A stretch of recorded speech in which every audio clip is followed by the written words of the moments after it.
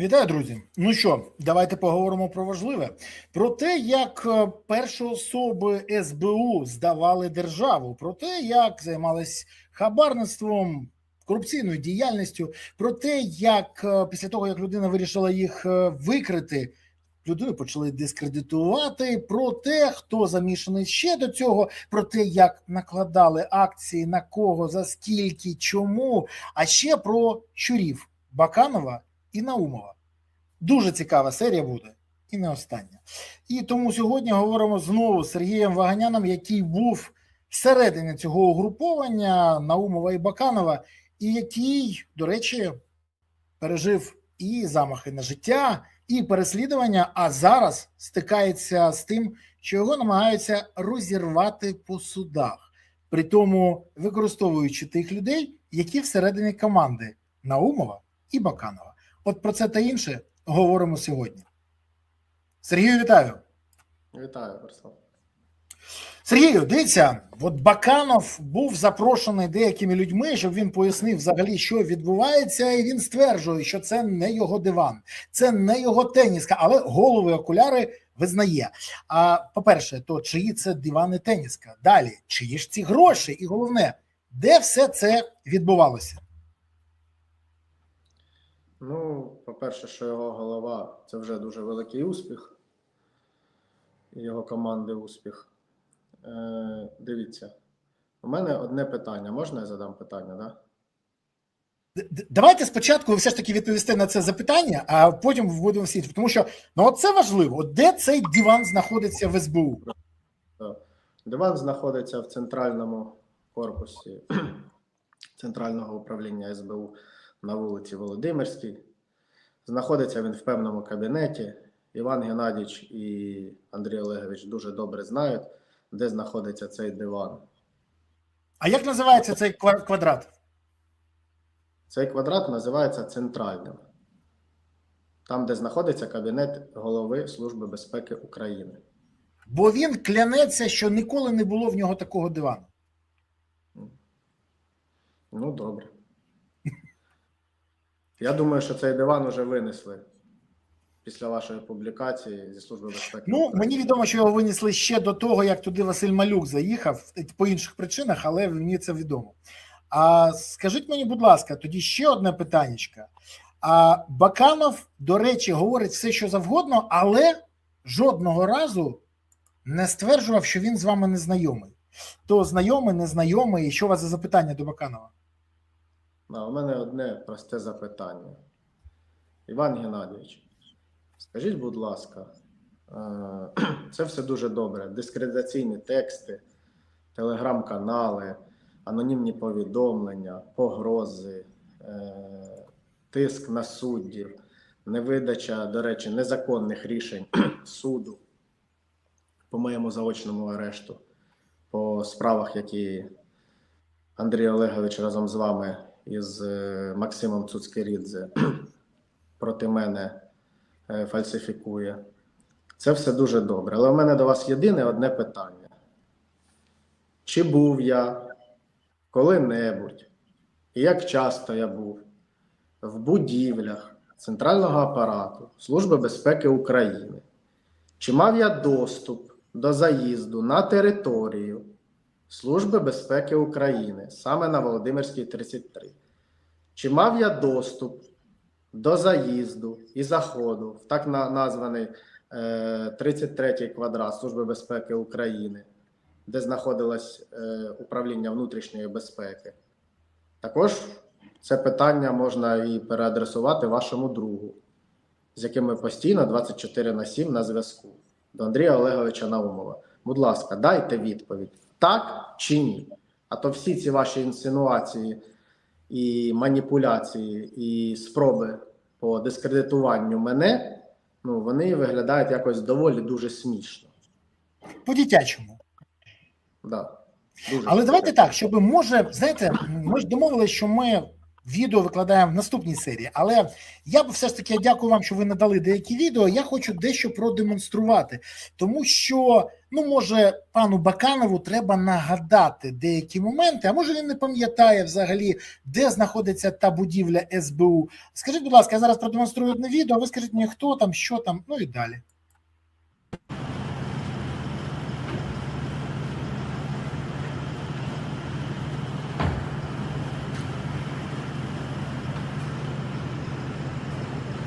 Олегович, я тут. Ой, ну, може навіть не пояснити такий Олегович, але де ж це було знято? Це було знято в Центральному управлінні, в Центральному головному управлінні внутрішньої безпеки України на Володимирській 33, в Центральному управлінні Служби безпеки України у їхньому внутрішньому дворі. Наумов виходив з Toyota Land Cruiser 200, яка належала мені. Після спроби організування на нього замаху, я йому це авто, воно броньоване, я йому своє авто, так як він був моїм близьким товаришем, передав в користування, в безоплатне, в Службу безпеки України. На ньому, до речі, зараз їздить його наступник і його дуже близька людина, він у нього був заступником тоді, Євгеній Рибінський. Він зараз очолює замість Наумова це управління. Давайте ми про це поговоримо трохи пізніше, тим більше, що блок про автівки пана Наумова – це дуже цікавий блок, і в нас він є окремою темою. Але хочу повернутися до все ж таки пана Баканова. Іван Баканов, старий друзяка, однокашник Зеленського, людину, яку називали найчеснішою, найпорядочною, називав, до речі, сам Зеленський. А він стверджує, що інформація, яку ви оприлюднили, це спроба прихильників Порошенка розвалити монобільшість та змусити Зеленського здати Україну на території Росії. А скажіть, будь ласка, по-перше, ви є прихильником Порошенка? По-друге, ви намагалися здати території Росії? Дивіться, я взагалі не є нічим прихильником, крім своєї власної країни. Це по-перше. По-друге, щоб не було цих всяких маніпуляцій і там коментарів і всяких цих баклано-ботів і Наумов-ботів, я вам відповідаю на це запитання дуже чітко. Я не знайомий з президентом України колишнім Петром Олексійовичем Порошенком. З його оточенням я не знайомий. Жодних відносин з ними, ні з ким, я не підтримую взагалі. Я не розумію, чому мене до нього приписують і приплітають. Мені зараз закидають якесь порохоботство і те, що я дестабілізую країну.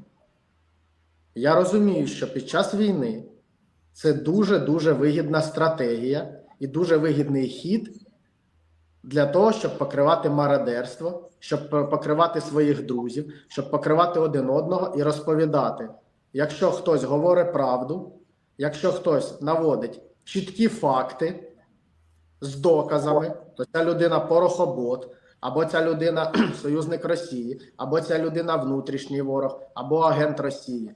Так завтра мені скажуть, що я, може, агент Росії, що я розшатую ситуацію всередині країни. Ну, то я хочу відповісти. Послухайте. Країну, Андрій Олегович і Іван Геннадійович, здавали ви.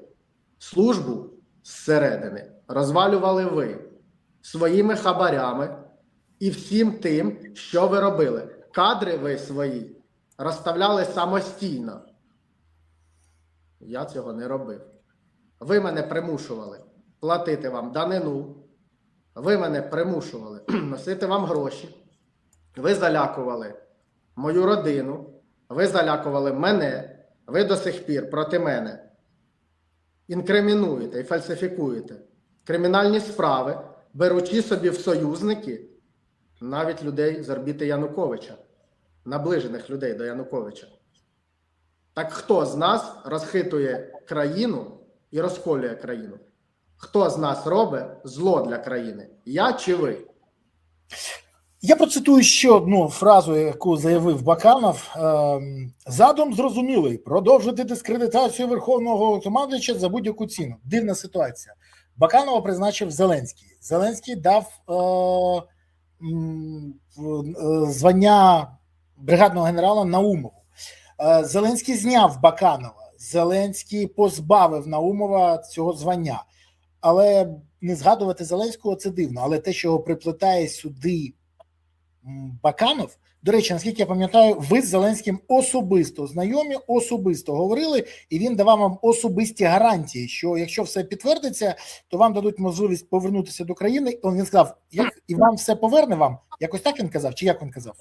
Так, і це підтверджував ще голова Державного бюро розслідувань Сухачов, пан Сухачов.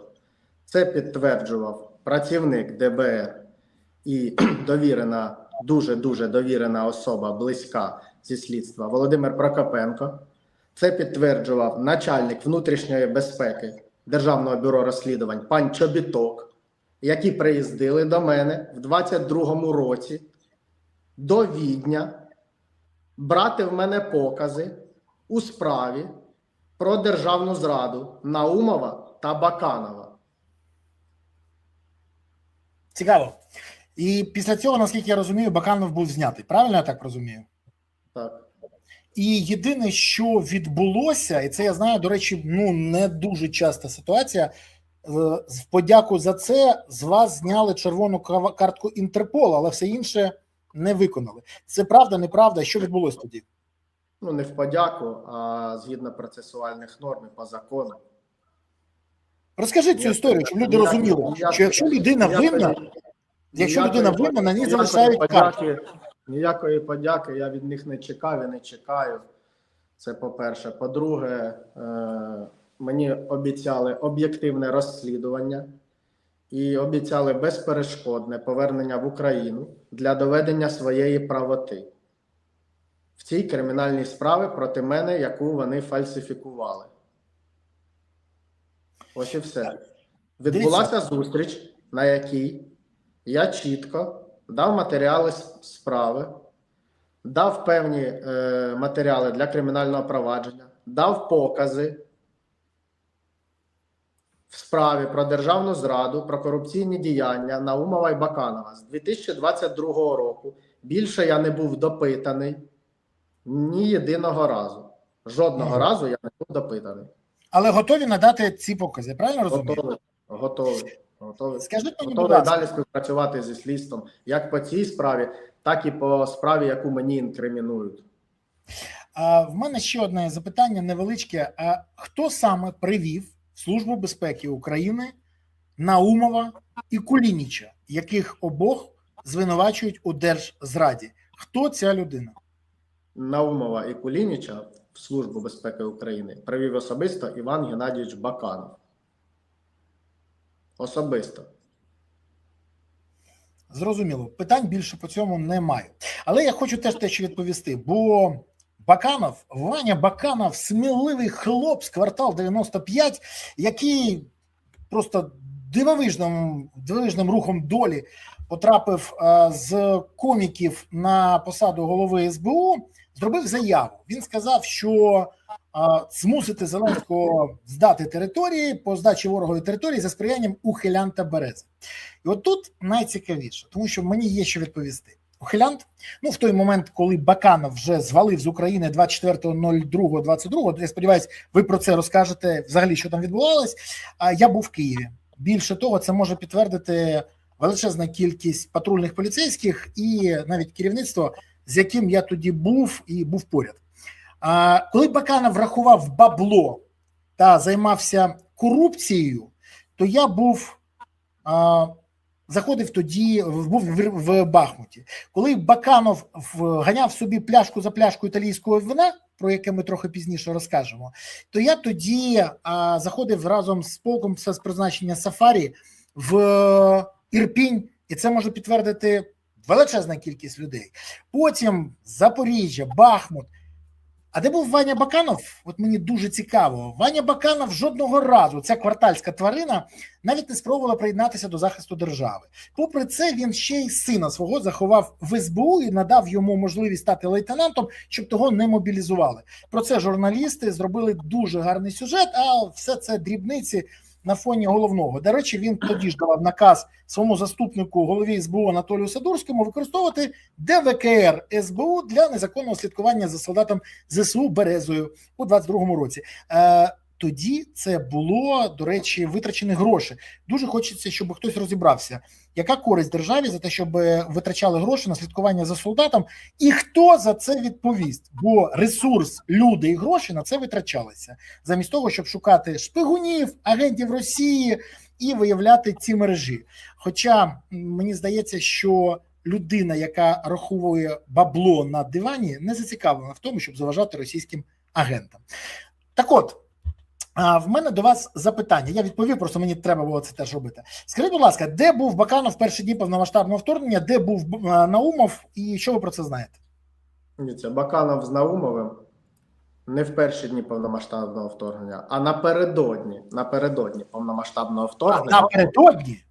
Напередодні, за декілька годин на 6 автомобілях перетинали державний кордон України в напрямку Європейського Союзу. На 6 автомобілях, повністю запакованих готівки. Якщо хтось хоче поговорити про це, ми можемо в наступних серіях поговорити і про це. Їх не було в країні. Ладно, менше з тим, Наумов, добре. Але Баканов, він на той час був головою Служби безпеки України. Зараз знову скажуть, що я розхитую ситуацію всередині країни. Зараз знову скажуть, що я розхитую президента Зеленського. Зараз знову скажуть, що я порохобот. Так може я агент Росії? Давайте просто відповімо на це питання самі собі. Скажіть мені, будь ласка, як вдалося повернути Баканова, ви знаєте, в Україну? Тому що те, що він виїхав, скажімо так, і ви це підтверджуєте, і свідчите, говорить тільки про одне. Ухилянт і втікач у нас Ваня Баканов. Вау! Це не тільки я підтверджую. А як його повернули? Чи знаєте ви про це, чи не знаєте? Я про це не знаю. Тому що кажуть, що величезні зусилля були для цього зроблені, для того, щоб його повернути. Я про це нічого взагалі, мені про це взагалі нічого не відомо. Гаразд, а Наумов, вони потім розділилися, Наумов і Баканов, чи як? Так. Так, вони потім розділилися. Гаразд, скажіть мені, будь ласка, Наумов і Баканов мають якесь відношення до здачі територій? Ви про це мені говорили особисто. Так, мають. Розкажіть, будь ласка. Вони через певну країну, ви знаєте, ні для кого не секрет, це не загальні фрази. Вони через певну країну отримали від російських спецслужб. Через яку країну, будь ласка, скажіть мені це. Через Німеччину. Так, далі. Вони отримали. Ми зараз не втягуємо сюди європейських партнерів. Ми зараз просто кажемо, що за допомогою АКСТа, так як в АКСТа є юридичні особи на території Німеччини, вони через Німеччину та через Кіпр отримали дуже круглу суму грошей за те, щоб здати частину території України. Ні для кого не секрет, що відбувалося в перші дні війни, в перші тижні війни на території Чорнобиля. Ні для кого не секрет, як вони заходили на територію Харківської області. Ні для кого не секрет, як вони заходили на територію Миколаївської області. Ні для кого взагалі це не є секретом. Запорізька атомна станція входила в ці умови? Так. Це багато що пояснює, тому що досі ніхто не може пояснити, як же так спокійно вони зайшли. І ще одне запитання. Я розумію, що після цього на мене виліється багато бруду. Вони вже почали чіпати мою родину, вони вже почали чіпати особисто мене, погрожувати, чинити тиск в судах, чинити тиск через Головне слідче управління міста Києва. чинити тиск через прокуратуру міста Києва. Вони вже це все почали робити. Я це все розумію, але це правда. Я не просто говорю, я готовий надавати докази, надавати свідчення і системно працювати, співпрацювати зі слідством. Давайте трохи повернемось к фото, щоб ви пояснили людям, які вперше дивляться в шоці, я впевнений, але хто є хто на цих фотокарточках. Скажіть мені, будь ласка, хто на цьому фото? Бо ви пригадали прізвище Акст, а багато людей навіть не знають, хто це. Поясніть тут всі, хто тут знаходиться. Перший – це Володимир Бурзак. З якого боку? Зліва, справа? Зліва направо, давайте почнемо. Перший – це Володимир Бурзак, заступник начальника управління КЗЄ, так званої економіки СБУ України, головного управління. Другий – це є кум Наумова Роман Коваль, не остання людина в антимонопольному комітеті, широкому загалу він дуже відомий. Третій, зліва направо, стоїть поруч зі мною, в морквяних штанях. Це Олександр Акст, Саша Нємець, кум Наумова та його подільник і король контрабанди України. Вибачте, це з ним був він затриманий в Сербії, коли їх затримали так. З грошима і дорогоцінними каміннями? З дорогоцінними каміннями, так. Так, І, до речі, в Олександра Акста чомусь виявився паспорт прикриття, виданий Службою безпеки України за керівництво Івана Баканова. Далі. І цей факт підтверджений в пресі. Щоб зараз не підміняли поняття і ніхто не розповідав, що я розхитую ситуацію і я прихильник Порошенка. Я ще раз підкреслюю, я не голосував ні за Порошенка, навіть на подив ні за Зеленського. Хоча знайомий з ним я час не міг фізично бути на території України. Я був за кордоном. Але знайомий багато років з ними, так? Да. Посередині там я, потім справа від мене стоїть Наумов, я думаю, що всі його впізнали. Справа від Наумова стоїть Андрій Свінцицький, який очолював експертний центр СБУ України. І останній справа стоїть це Кирило Гарник. Наумов його залишив в зоні відчудження в агентстві управління зоною відчудження. Замість себе сидіти на потоках. Це його довірена людина. Це для розуміння, наскільки ви всі мене близькі. А от на цьому фото стоять троє людей. Так, їх фотографували зі спини, але може навіть крупніше. От так. А хто ж ці люди? Я думаю, що тут все зрозуміло. І все ж таки. Посередині я, зліва Андрій Олегович, справа Іван Геннадійович. А прізвища є у цього Андрія і Івана? Андрій Олегович Наумов та Іван Геннадійович Баканов. Тож ви настільки близькі були, що от разом проводили час і нормально спілкувалися? Так. Цікаво, як же після цього Наумов і Баканов будуть розповідати, що вони з вами не знайомі? Я навіть не розумію, це дивовижно буде. Але я впевнений, що тимчасова амнезія їм гарантована, бо щось мовчать і нічого не хочуть згадувати з цього приводу. А тоді я думаю, що після цього я готовий до цього. На мене виліється купа бруду ще більше, чим зараз лється. Я до цього готовий. Щоб закрити цю тему і перейти до наступної, скажіть мені, будь ласка, чи правда, що Наумов і Баканов мають відношення до виробництва дронів в Україні, хоча офіційно вони не є власниками компанії, і хто купує ці дрони? Волонтери? Так, це правда. Компанія Аеротех, нею керує колишній мій кум і співучасник цієї організованого злочинного групування Максим Бойко.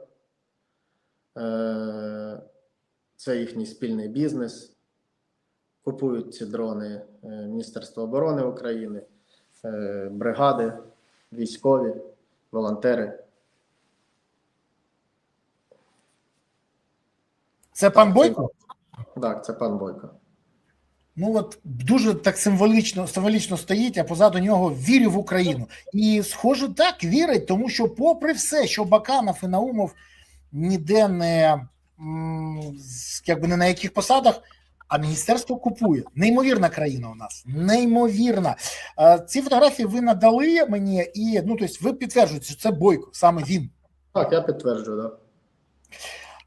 Він, до речі, зараз працює в державному концерні «Укроборонпром». І ще раз, будь ласка, людина, яка має відношення до виробництва дронів, працює в Держоборонпромі? В «Укроборонпромі», так. Феєрична історія. Щось чим далі, тим більше. Але скажіть, будь ласка, при всьому цьому ви згадали Сашу Німця, Саша Німець. Його ж називали саме так. Правильно я розумію? Да, да. А це людина, яка була ініціатором накладання санкцій як інструмента. Ви про це мені розповідали. Якщо можна, дуже так, більш-менш, щоб люди зрозуміли, кому, коли прийшла ідея, де, як, хто підписував оцю історію з АКСТом і як він взагалі з'явився в цій історії. Бо деякі фото, які ви мені надіслали, треба спочатку пояснення. В якій самій історії? В моїй історії чи в історії з накладанням санкцій? Спочатку почнемо з санкцій. А потім як він зайшов в вашу історію. Бо щоб люди зрозуміли, чому він такий близький до Наумова і Баканова, треба зрозуміти, щоб наскільки вони поєднані бізнес інтересами санкцій. Він дуже близька людина до Наумова. Він дуже близька людина до Баканова. Він дуже близька людина до Генеральної прокуратури України. Я не буду зараз називати прізвищ. Ці люди зі мною зараз близька навіть? Зараз? Ні. На той час. На той час, так. Да, він дуже близька людина. І підприємство «Преміум Пакет», яке було гаманцем Наумова та Баканова, воно в Україні було монополістом по на так званому ринку поштових операторів. Вони завозили контрабандою всі товари широкого вжитку, починаючи від одягу, закінчуючи цигарками та кальянним табаком. Взагалі все. Навіть були і наркотичні засоби. Я вибачаюсь, мені Ігор Смілянський, очільник Укрпошти, скаржився, що він не може подолати цю проблему. Він мені казав, що він, як очільник державної компанії, нічого не може зробити, щоб перемогти контрабанду, про яку всі знали. І пояснював, що там і айфони йдуть, і все, що завгодно. Ця техніка, всі айфони в Україні, які були завезені, які продавались на території нашої держави, були завезені через підприємство «Преміум Пакет». І тоді зрозуміло, чому він не міг подолати? Бо СБУ цьому не давала зробити? Да, особисто Наумов та Баканов. І коли були якісь певні сигнали до президента України, Баканов ці всі сигнали просто нівелював взагалі. Він їх зводив на нівець. Я ж повідав, що Наумов ефективний правоохоронний менеджер. Я неодноразово був свідком таких розмов між Наумовим та директором, як називав Наумов Баканова поза очі. Скажіть мені, будь ласка, наскільки я розумію, саме АКСТ запропонував накладання санкцій. Що він хотів цим досягнути? Боровся з ворогами України, переслідував російські сліди. Навіщо це йому треба було? Дивіться, ситуація дуже проста. Ніхто не міг перемогти, так як вам розповідав пан Смілянський, «Преміум Пакет» цього поштового оператора. Тому що вони завозили на територію України великі вантажі, дроблячи їх на фізичні особи. Навіть на фізичні особи, їх розмитнюючи, немовби, які були вже мертві, які вже ніколи, яких не було в живих, яких не існувало. Просто у них була така схема. На цій схемі держава наша недоотримала мільярди гривень офіційних платежів в бюджет. Ці всі кошти осідали в кишенях АКСТа і керівництва Служби безпеки України на той час.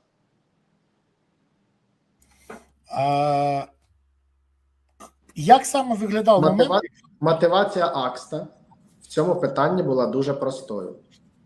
Деякі гравці ринку контрабандного били на сполох, і деякі брокерські підприємства, брокерські компанії били на сполох і сигналізували. І в засобах масової інформації, і проводили там є журналістські розслідування про те, що АКС – це є гаманець Наумова та Баканова.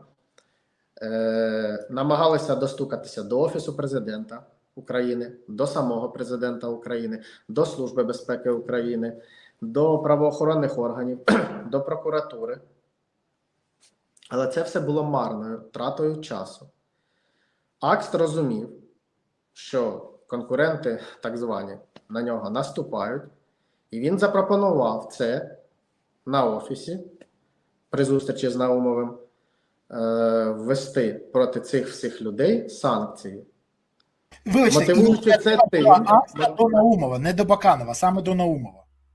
До Наумова, для того, щоб той переадресував цю інформацію Баканову, щоб він з ним це узгодив. А всі санкції були написані у Акста на Офісі. Всі санкції, метою яких була мотивація Акста, яку він висловив Наумову, що забрати величезну долю ринка і стати монополістом в контрабандній системі України, в контрабандному напрямку, в контрабандному русі України. Вони були, просто мотивація була дуже простою, щоб у них було більше грошей, більша доля ринку, і щоб все їхало через нього. А там хтось, окрім грошей, про щось думав? Ні, ні про що не думали. До речі, на той час начальник 4-го управління СБУ України, контрабандного управління Артемій Капелюха, це була людина повністю Акста. Потім став замість Капелюхи начальником 4-го управління Володимир, я не можу згадати зараз прізвище. Це також була людина з оточення Аксту. Він у нього сидів на Офісі, у нього прямо на Офісі сидів. Він не сидів в Службі безпеки України, в нього там було робоче місце, але він там не перебував.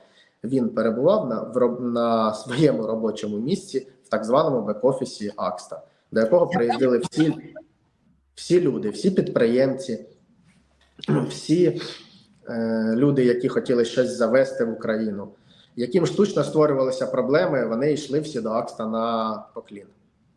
Я правильно розумію, що контрабандист Олександр Акст мав настільки великий вплив, що ставив на посаду голови відділу, який бореться з контрабандою, свою людину? Так.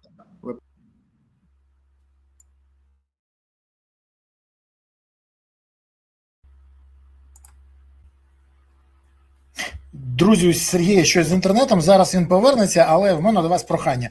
Будь ласка, не забувайте реагувати і писати, що ви думаєте з цього приводу.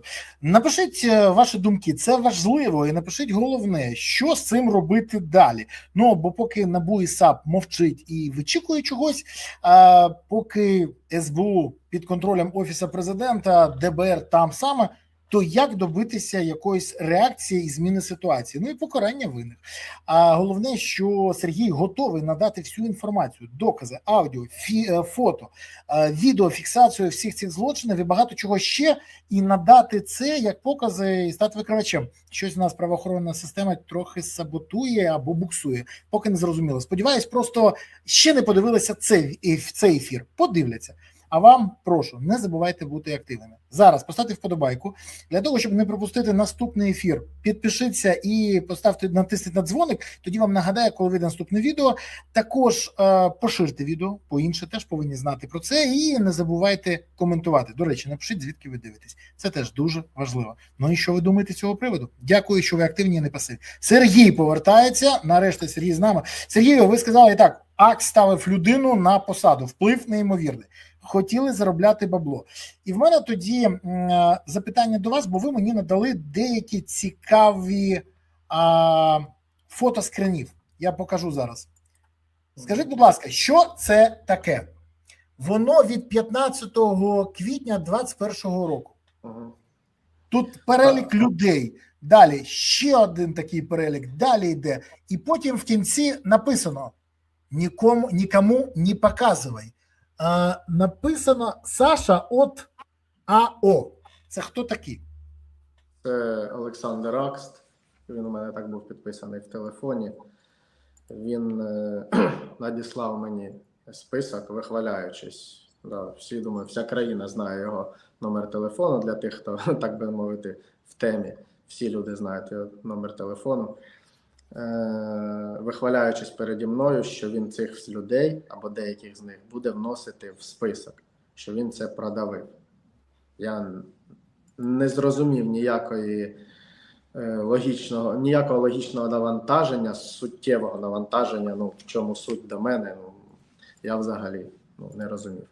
Але що хочу я вам сказати, зазначити, підкреслити, деякі телеграм-канали і деякі особистості, поважні доволі такі особистості, зім'ян, виклали неправдиву інформацію. Я надіюся, що їх ввели в оману про те, що я маю відношення до декількох із людей з того списку. Я взагалі навіть цих людей не знаю. Я їх ніколи взагалі в житті не бачив. Не дивлячись вже на якесь спілкування або якусь дотичність мою до цих людей. Взагалі не розумію. Чесно, мені не зрозуміла якась така тактика захисту у так званих провладних зараз людей на чолі там з Іваном Бакановим, з Андрієм Наумовим, з Офісом Президента. Намагаються мене замарати, що я там то порохобот, то маю дотичність до деяких людей з того списку. Для мене це взагалі не зрозуміло. Правда, взагалі не зрозуміло. А мені цікаво інше. Дивіться, була інформація, що ви теж, дехто там почали писати, ви кинули олігарха Єрмолаєва, до речі, на якого були накладені санкції. Скажіть, будь ласка, перше, кидали, не кидали Єрмолаєва? Друге, як ви пов'язані з Єрмолаєвим? І третє, а хто накладав санкції на Єрмолаєва? Бо ви надали ще і таку цікаву інформацію. Це яка стежка, на базі якої потім СБУ вносила санкції. Розкажіть, будь ласка, цей кейс. І як взагалі пов'язаний Єрмолаєв, Акст? Цікаво? Дивіться, по-перше, якщо вірити всім і тому, що фальсифікують і пишуть в кримінальних справах проти мене, якщо вірити всім тим, хто розповідає, розганяє ці наративи, що я там якийсь шахрай, чи ще хтось там, що я нечесна людина, що я когось кинув. Перше, я відповідаю чітко, на відміну від людей, схожих на Івана Баканова. Я нікого не кидав, я нікого не обманював. Якби в мене, продовжуючи мою думку, було стільки грошей, стільки вони розповідають в мене, там то 40 мільйонів доларів, то 60, то 200 мільйонів доларів. У мене одне просте питання. Навіщо я би хотів повертатися на Україну? Я б собі жив би десь би за кордоном, правильно? Навіщо мені тоді доводити справедливість? Навіщо мені тоді боротися за щось? В мене просто просте питання. І дуже просте питання, так, у вигляді порівняння. В мене було щось, його не стало. Але воно з'явилося в інших осіб. В таких осіб, як Бойко, в таких осіб, як Чебан, в таких осіб, як Афанасьєв. Про них ми можемо поговорити, якщо ви дозволите, трохи пізніше. І в їхніх союзників. Це все дуже велика корупційна гідра і організоване злочинне угрупування. Я вже казав раніше, якщо чесно, ваша історія варта уваги більше, ніж мого каналу. Я вважаю, що ваша історія варта уваги Нетфліксу, бо може зняти серіал і не один сезон, і не два. І це буде покруче, ніж «Наркос», який виходив на Нетфліксі. Ну, що я можу сказати? Повертаючись до Єрмолаєва. Про Єрмолаєва. Повертаючись до Єрмолаєва. Санкції на Єрмолаєва. Хто накладав, як відтермінували, що за це хотіли, ну і далі. І, до речі, давайте по черзі. Розказуйте. І хто такий Єрмолаєв почав? Вадим Єрмолаєв це достатньо відомий український бізнесмен, який входить до олігархічних тіл. У мене з ним було партнерство по продажу сільськогосподарських культур на його елеватори. В мене з ним були тісні взаємовідносини. З приводу санкцій. Якщо санкції проти контрабандистів це було розчищання ринку під Акста і для Акста, то санкції проти таких людей, як Єрмолаєв, це був їхній заробіток. На основі тежки, яку готувала і інформації, підґрунтя, і подавала СБУ України на Раду національної безпеки і оборони, вводилися або не вводилися санкції.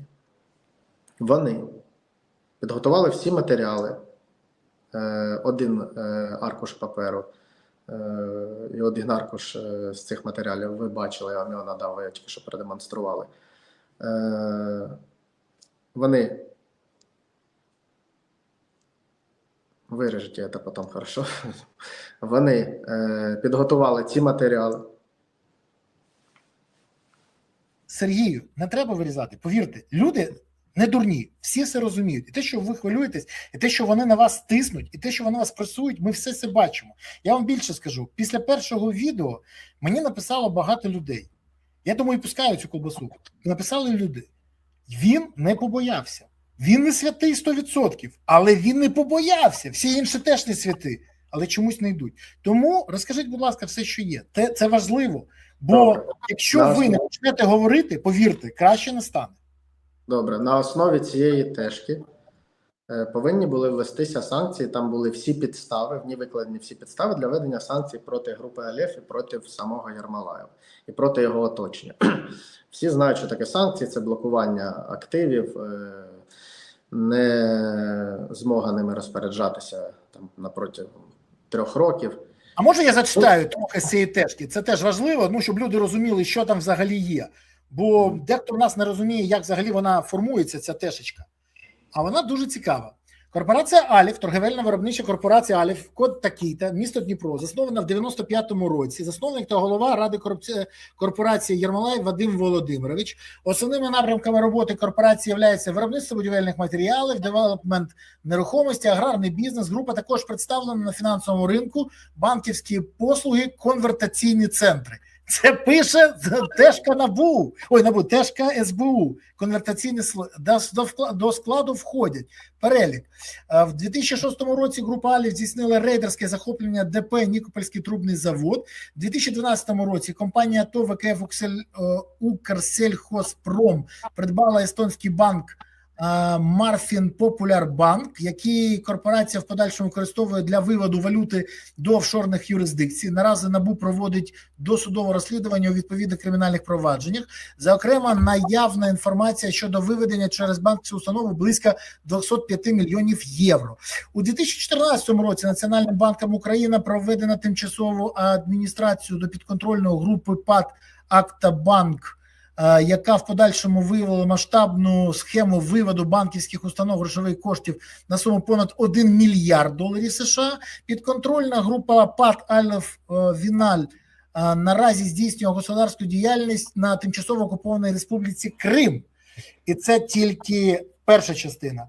Далі можете розказувати. На основі цієї інформації Вадима Єрмолаєва та всю його групу повинні були внести в санкції РНБО. Він на умову передав 5 мільйонів доларів кешем та купив на умову і Баканову 2 квартири в будинку біля Маріїнського парку, біля Міністерства охорони здоров'я, там, де квартира славнозвісного Міндіча. Всі знають цей будинок. Так, і що було далі? Далі Вадим Єрмолаєв не потрапив до санкційного списку. Безкоштовно? Ні, я ж вам кажу, він заплатив 5 мільйонів доларів на умову та Баканову готівкою. Кошти були передані в моїй присутності. А ви пам'ятаєте, коли це було приблизно хоч би? Це було навесні 2021 року. Так, дякую. і купив 2 квартири на людей Наумова та на людей Баканова. Документи я вам надав. Так. В А будинку можна дізнатися, біля Маріїнського парку, там, де проживав славнозвісний пан Міндіч, біля Міністерства охорони здоров'я. Всі знають цей будинок. Так, так. А в мене ще одне уточнене запитання. Після цього які стосунки були у Баканова, Наумова і Єрмолаєва, коли він відкупився? В них були дуже тісні стосунки. В них почалася дуже тісна співпраця на всіх напрямках. Ні для кого не секрет, що олігарха Єрмолаєва син в Україні займається так званими кол-центрами. Ні для кого не секрет. Щомісяця від Артура Єрмолаєва Андрій Наумов отримав певну неправомірну грошову вигоду, грошову винагороду в різному розмірі. Якщо були якісь проблеми в так званих цих шахрайських кол-центрах, то Наумов реагував і давав команду начальникам обласних територіальних місцевих управлінь СБУ просто його не чіпати. Наприклад, як тут? Да, наприклад, як тут, да. Це відбулося 20 липня. А який рік, вибачте? 2021. Теж 21. Тож вже тоді було відомо, хто займається кол-центрами, хто чим займається. До речі, а це правда, що молодшого Єрмолаєва затримали за ці справи на Кіпрі? Так, правда, наскільки пишуть ЗМІ. Ага, зрозуміло. Я мене не можу підтвердити, тому що я не спілкуюся. Але потім ви пересіклися все ж таки в житті з Єрмолаєвою, далі якось там ви працювали з ним, наскільки я розумію, ви саме казали. І ми до того працювали, і я його познайомив із Наумовим, і з Бакановим, і його сина. Так.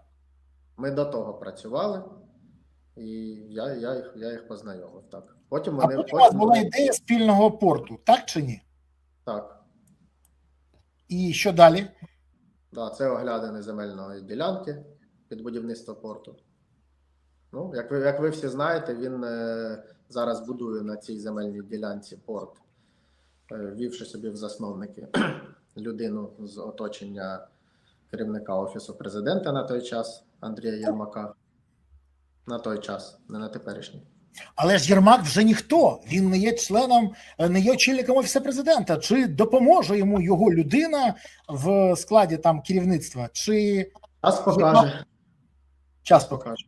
Час покаже. Гаразд, але це не єдина історія. Є історія про земельні ділянки з Єрмолаєвим. Що це за історія? Так, це через Наумова та Баканова особисто. Фальсифікуючи кримінальні справи проти тодішнього очільника президента Аграрної академії наук проти Гадзала під тиском кримінального переслідування, вони виділяли земельні ділянки Єрмолаєву для будівництва котеджного містечка під Києвом.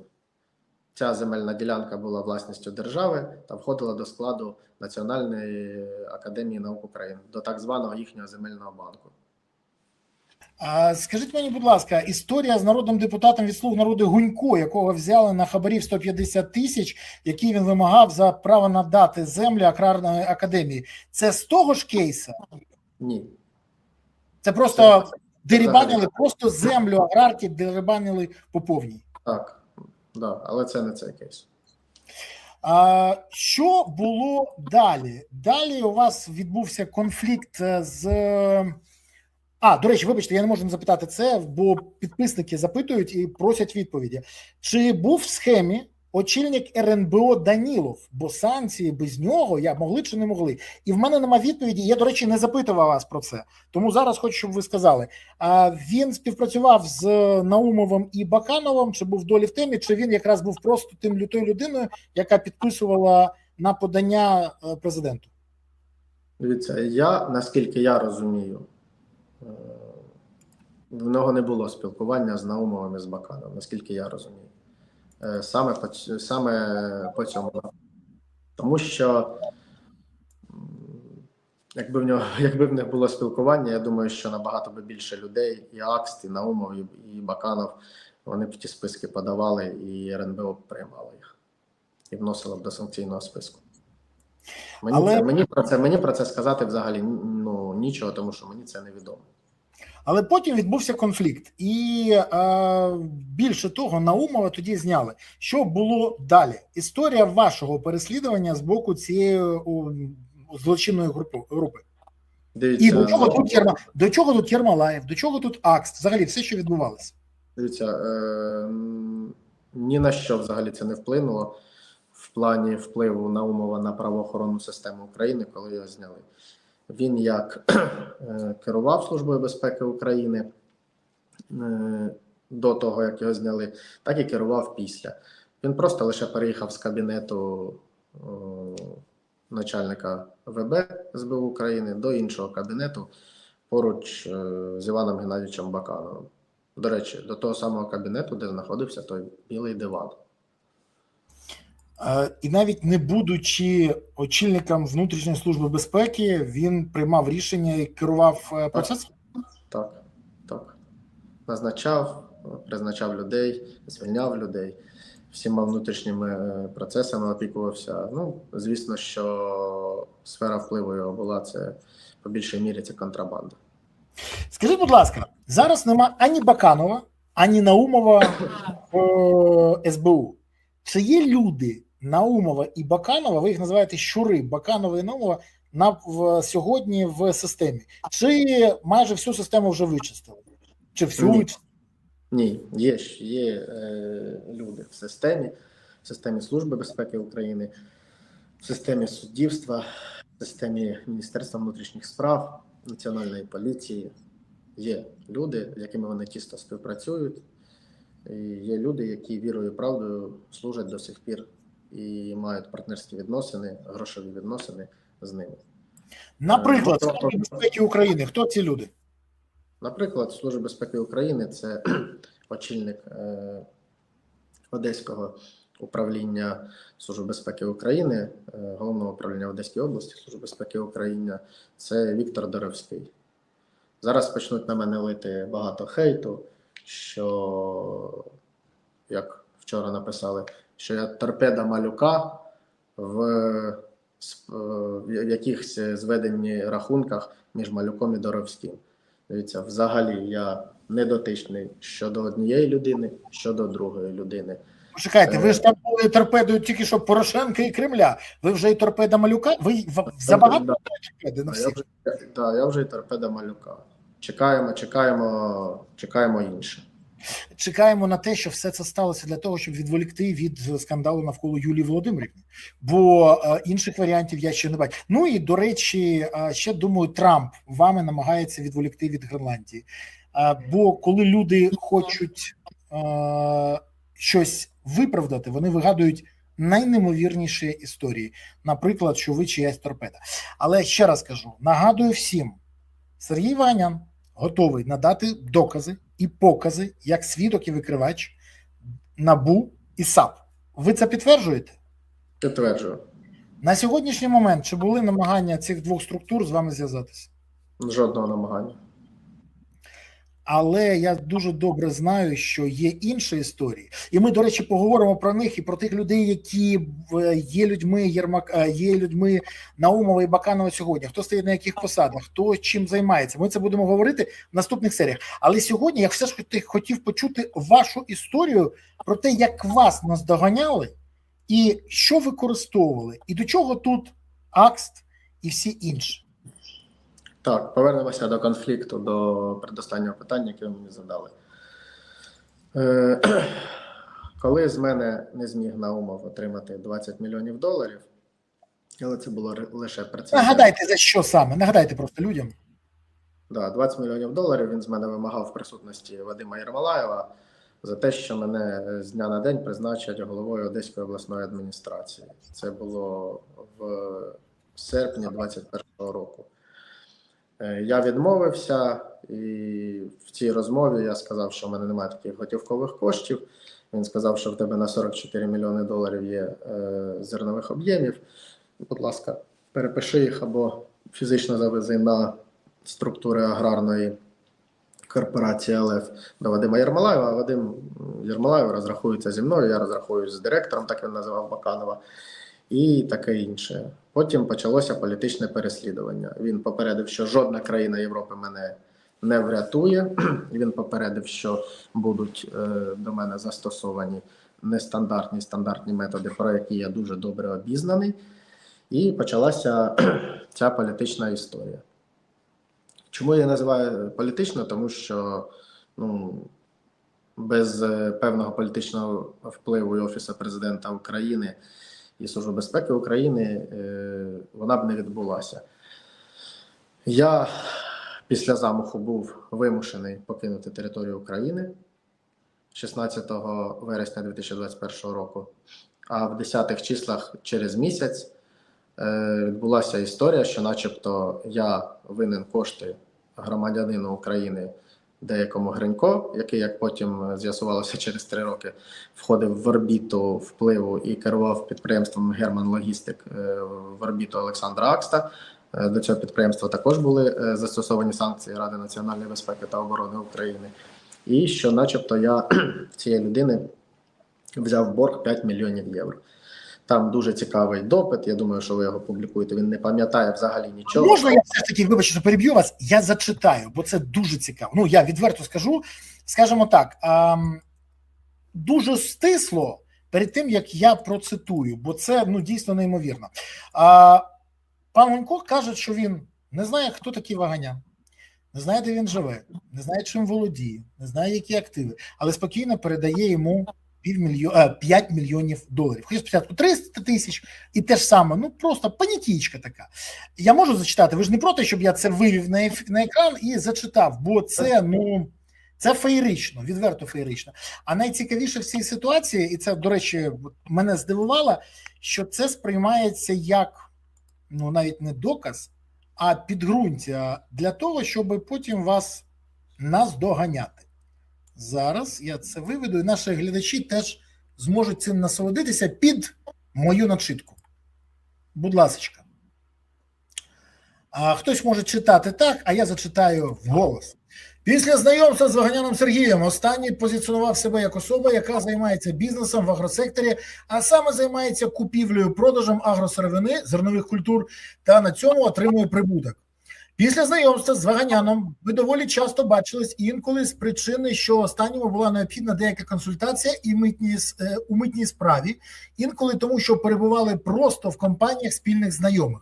Зустрілися і останнім і на вулиці, і в ресторанах, і торговельних центрах, як Києва, так і Одеси. Далі на увага, це супер. Де саме живе Ваганян Сергій, мені невідомо, знаю тільки, що десь в місті Одеса. Де конкретно, мені невідомо. Київські адреси Ваганяна мені невідомі. Склад сім'ї Ваганяна Сергія мені невідомий. Знаю тільки що про те, що влітку 21-го він одружився. Ім'я дружини мені невідомо. Чи є в нього діти, я не знаю. Майже кожного разу під час зустрічі Ваганяна Сергія супроводжували охоронці та окремий автомобіль супроводження. В користуванні у Ваганяна Сергія був автомобіль Range Rover темного матового кольору. На державних номерний знак не звертав увагу. Охорона Ваганяна Сергія просувалася на якомусь мікроавтобусі, якому саме я не запам'ятав, так як не звертав особливої уваги. Інколи Ваганян Сергій для власного пересування по місту використовував автомобіль Mercedes-Benz, номерного знаку якого я також не запам'ятав. Хто входив до найближчого оточення Ваганяна Сергія, мені невідомо. Хто був десь офіційно працевлаштований чи входив до числа посадово-засновницьких складу юридичних осіб, мені невідомо. Чи перебувало у власності Ваганяна нерухомість, транспортні засоби, літаки, плавзасоби, техніки, невідомо. Також я не володію інформацією з приводу відкритих Ваганяном банківських рахунків. Це так, для зрозуміння. Але, так, приблизно в квітні-травні 2021 року, точну дату та місце зустрічі не пам'ятаю. Дату не пам'ятаю, місце не пам'ятаю. Шедевр. Я зустрівся з Ваганяном Сергієм, та останній запропонував мені заробити грошей.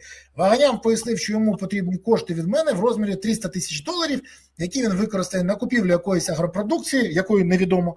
Потім, що агропродукцію перепродадуть з націнкою, отримує прибуток. Ніяких доказів не потрібно, все це не займе не більше місяця та відразу поверне мені кошти з 30% наваром. Це повинна була купуватись продукція. Це повинна була купуватись продукція. Що саме за продукція? Хто був задіяний до купівлі-продажу, хто куди та звідки там був транспортували тому продукцію, за рахунок яких самих сил має відбутися такі операції, я не знав і не цікавився. Тому я погодився, оскільки довірився Ваганяну Сергію, та в мене були вільні кошти. Потім, де саме, я не знаю, також не пам'ятаю, і місце, і дату, і осіб неможливо було присутнім приблизно в травні 21-го року, я зустрівся з Ваганяном. Слушайте, Сергій, я вибачаюсь, ну я ще зараз дочитаю просто, а так часто буває, що до вас підходять люди і кажуть: Сергію, не знаю, хто ви, звідки, чим можете довести, але от давайте я вам навдам грошей, а ви мені допоможете. У вас таке системно, це така довіра до вас у людей просто, чи як? Без коментарів. Гаразд. Для мене це взагалі сюрреалізм, тому що я слідство 4,5 роки переконую, і я, і мої захисники, ми просимо: надайте, будь ласка, трафіки мого мобільного телефону. Чи був я колись в одному місці з паном Гринько? Перше. По-друге, якщо ви розповідаєте, що я був на зустрічах постійно, без свого мобільного телефону з паном Гриньком, будь ласка, у мене була офіційна державна охорона. Візьміть їхні трафіки, хто був тоді на зміні, і складіть, перевірте, чи були ми в одному тому ж самому місці, чи ні. І третє, саме головне, допитайте когось, окрім Бойка, Гринька і ще осіб, яким ви дали вказівки проти мене фальсифікувати цю кримінальну справу. Просто. І все. Давайте я дочитаю, бо це того варто. Воно там просто шедевр. Далі просто суми йдуть карколомні. Читаю. Ваганян передав взяті в мене $300 000 США та $90 000 США додатково, що було оговорене відсотками та користування моїм коштами. Після цього, приблизно в кінці липня 2021 року, Ваганян Сергій знову зателефонував мені та попросив про зустріч. Зустрівшись з ним десь в центрі Києва, конкретно дату та місце вказати не можу, так як не пам'ятаю. Не пам'ятаю ні місце, ні дати, ні час, ні те, чи був хтось присутній під час зустрічі. Та під час даної зустрічі Ваганян Сергій сказав, що в нього якась проблема з навантаженою баржею, що знаходиться десь біля порту, чи то в Одесі, чи то в Миколаєві, яка навантажена зерном кукурузи, та йому потрібні кошти, щоб завантажити та придбати це зерно. Знову ж таки, деталі угоди не з'ясував. Ваганян Сергію потрібно було трохи більше 5,8 мільйонів доларів США, та він попросив мене йому позичити під відсоток 30% в будь-якому випадку, незалежно від строку повернення коштів. Я сказав, що подумаю. Подумавши, я вирішив, що це гарна ідея виручити товариша Ваганяна Сергія в ситуації, яка складалася, та ще підзаробити грошей. Так як в мене якраз було вільних 5 мільйонів євро, що на той час і були приблизно 5 мільйонів 817 тисяч 925 доларів США. Неймовірно, нічого не пам'ятає, а суму і курс пам'ятає ідеально. Я подумав та погодився, так як причин не довіряти Ваганяну Сергію в мене не було. Я повірив останньому та був впевненим в його порядності. Так після цього я кілька разів покидав межі України в робочих справах, та серпня 21-го в Україні був всього кілька днів конкретно. В період 15 серпня сім'єю був на відпочинку на Кіпрі. Так, в телефонному режимі Ваганян сказав мені, що кошти будуть йому потрібні до 19 числа, і в цей час я був за межами України, а тому я розпорядився зайнятися питанням передачі коштів моєму помічнику Харішину Михайлову Мироновичу і водієву Ситнику Миколу Володимировичу. Так, кошти зберігалися в депозитарі ля-ля-ля. Мене питання, от що це все таке? На цьому ґрунтується, бо найцікавіше, що ви потім звернулися самі ж до суду і отримали от таке. Що це таке? Постанову про визнання вас потерпілим в цій справі. Так. То, що ми бачимо. Так, це постанова про визнання мене потерпілим, про долучення до матеріалів справи кримінального провадження проти Гринька. Почекайте, так ви ж обвинувачені в тому, що шахрайстві, ви ж забрали гроші. А як же ви стали потерпілим по цій справі? Так, я потерпілий в тому, що група осіб, організоване злочинне угрупування, шляхом підробки офіційного документу від мого імені намагалася заволодіти моїм майном мені належним та моїми грошовими коштами. Вони мене обвинуватили в тому, що цей документ є мій, і в тому, що я шахрай. Слідство з'ясувало, що тут є склад злочину. Зараз ведеться слідство. Я приймаю участі в допитах. Уже було 3 допита у слідчого по відеоконференції. Як потерпілий. Гринька до сих пір допитати ніхто не може. Але взамін на те, коли я став потерпілий, після 4 років боротьби, на мене відкрили ще одне кримінальне провадження і дали мені підозру в тому, що я групі осіб, Чебану і Афанасьєву, до речі, Афанасьєва Олега зараз судять в Миколаєві, проте за тим фактом, що він у деякої аграрної бізнесменки, до речі, прізвище, не зовсім пам'ятаю, Сольської начебто, вкрав зерно, це вже встановлений факт, на $900 тисяч. І сказав, що в його склад прилетіла бомба. Зараз проти нього йде кримінальне провадження, вже йдуть суди. Так от, по цьому факту, що я в них і в їхнього директора Галиченка, до речі, якого я ніколи в житті не бачив, але ця людина стверджує, що я їй винен ще $22 мільйони. Ці люди, все організоване злочинне угрупування, шукають фунтів, щоб їм самим не відповідати, і зобов'язують цих фунтів, тиснуть на них, давати проти мене неправдиві покази.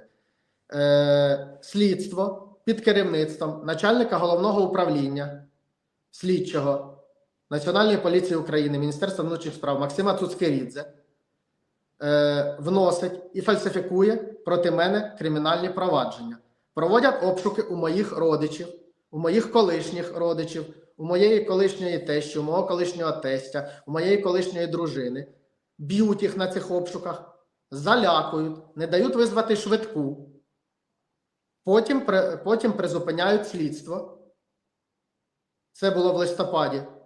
Вручають мені підозру, призупиняють слідство. Моїм адвокатам не дають в цьому слідстві допитатися разом зі мною на відеоконференції. Хоча в справі, де я потерпілий, я комунікую зі слідством, ні від кого не ховаюся, на кожний запит відповідаю, даю інформацію, приймаю участь в слідчих діях. А тут вони відхиляють мені відеодопити і призупиняють слідство і йдуть в Солом'янський районний суд міста Києва, в Голосіївський районний суд міста Києва, по місцю знаходження Головного слідчого управління міста Києва, до речі, зі слідчим Роману Греку, ідуть і обирають мені міру запобіжного заходу з безоплатним адвокатом, не включаючи мене по відеоконференції, хоча я хотів приймати участь в засіданні. Сьогодні, коли мій адвокат законний прийшов в Голосіївський районний суд міста Києва, то працівники суду йому перешкоджали забрати моє рішення суду про обрання мені міри запобіжного заходу, для того, щоб не дати можливість мені написати апеляцію. В мене є відеодокази, мені адвокат прислав відео, він їх зафіксував на відео, що вони кажуть, щоб ми не були такими розумними, що в них є команда зверху, що вони не будуть мені давати можливості захищатися. Тобто йде свавілля і йде методичне політичне переслідування. Вони собі в союзники і в співучасники взяли ще одну людину, родича одного з керівних, одного з Міністерства доходів і зборів Клименка за часів Януковича, його кума взяли собі, який дзвонить, погрожує свідкам, просить їх надати правдиві покази,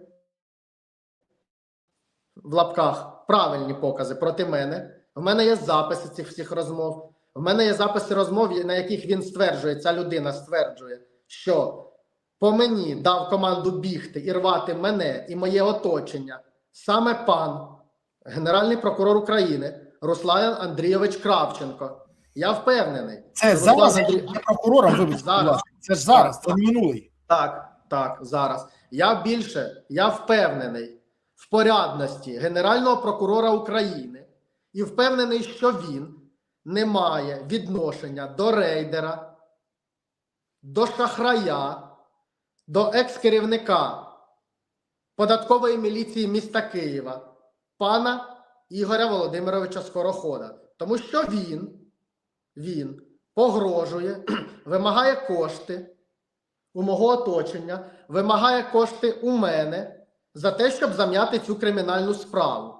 Розповсюджує проти мене та моєї колишньої дружини та моєї сім'ї, розповсюджує всяку чорнуху, замовляє і платить за це кошти. Конкретно він є членом організованого злочинного групування. Я звертаюся до НАБУ та НАЗК. Будь ласка, перевірте діяльність цього даного персонажу. Погляньте на його декларацію, в якій дуже-дуже багато коштовного майна. І нехай українське суспільство задасть одне єдине питання. Чи може бути у чиновника його калібру лише годинників більш ніж на 2 мільйони доларів? Ось вам і все. Далі нехай оцінку цьому всьому дає слідство. Якщо потрібно, я можу продемонструвати запис, де він своїм голосом каже, я знаю, я все це пам'ятаю. Я чув. Команду по мені дав особисто Руслан Андрійович Кравченко, він з ним в доброму контакті, і все те, що відбувається, він все контролює. А людям розповідає, що те, що в них вилучили кошти, автомобілі, були обшуки, це лише початок. Сергію, я хочу сказати так, давайте на цю серію зробимо фіналом, це буде фінал. Але головне в цій історії, ми ж будемо далі знімати відео, я правильно розумію? Так, ми будемо і далі ви надасте вже і відео, і додаткові факти, так, і так. історії про автівки, які належать Наумову, про вино, і там про багато чого буде для Баканова, там буде багато чого, я правильно розумію? Так, і день народження Баканова там буде. Почекайте, я знаю, я тому кажу. Я хочу, щоб це така затравка для наших глядачів, щоб саме вони розуміли, що відбувається, і ми чекаємо на реакцію НАБУ і САП. Я щиро вірю, що просто дуже велике завантаження сьогодні не дають можливість антикорупційним органам. До речі, тільки що, вибачте, що я вас переб'ю. До речі, тільки що в засобах масової інформації України поширюється новина, що НАБУ та САП зареєстрували кримінальне провадження проти Наумова та Баканова по фактам, викладених в моєму попередньому інтерв'ю вам. Я вам знаю, дуже дякую, головне, Борислав, за що сміливість. Дуже дякую вам за сміливість. Я вам дуже дякую за те, що ви людина,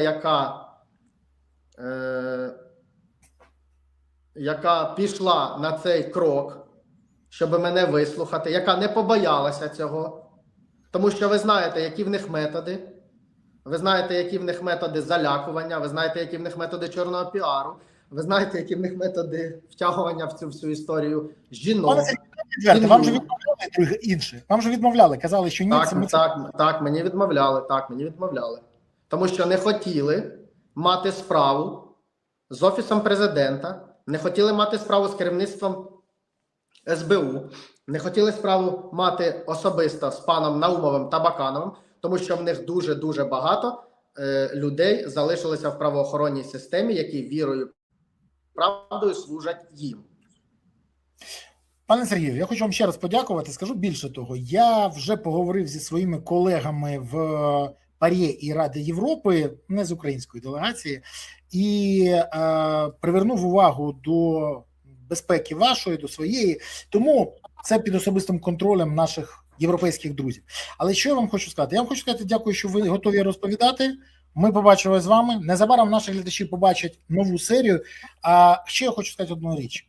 Пан Зеленський вас добре знає. І знає до того моменту, як він став президентом. Хоча ми всі президенти, ми ж пам'ятаємо. У Володимира Олександровича зараз багато часу він зустрічається з багатьма. Я сподіваюся, що наступна зустріч президента, який знає вас і вже з вами неодноразово спілкувався, навіть коли був президентом, буде не з якимось чарівним Альфом, а з Сергієм Ваганяном, якого він захоче вислухати і виправити ситуацію в країні, якщо він справді хоче виправити. Вам дякую, тримайтесь і до наступного ефіру. Дякую вам, Борислав. До наступного ефіру. Друзі, я хочу подякувати вам за те, що ви дивитесь це і робите висновки. Робіть їх самостійно, використовуючи критичне мислення, вміння аналізувати, робіть ці висновки. Але головне, чому я роблю ці ефіри? Для того, що я перевіряю завжди інформацію, спілкуюсь з людьми, перевіряю все, складаю. Якщо пазл складається, виношу це на загал. Так от цей пазл склався. Більше того, я хочу, щоб ситуація була виправлена. І люди, які причетні до тотальної корупції і до зради України, були покарані. Навіть якщо це найближче оточення Зеленського, його старі друзяки. Неважливо, вони повинні бути покарані. Тому уважно слідкуйте за тим, що буде далі. І не забувайте, що незабаром наступна серія. Тому підпишіться, не забудьте це зробити, бо далі буде, повірте, ще більше і, на жаль, все гірше. Тому підписуйтесь, ставте вподобайки, коментуйте, поширюйте відео, не забувайте це робити, але головне – робіть висновки. Бо ми повинні змінити ситуацію. Якщо мовчати, ситуація кращою не буде. Дякую, па-па.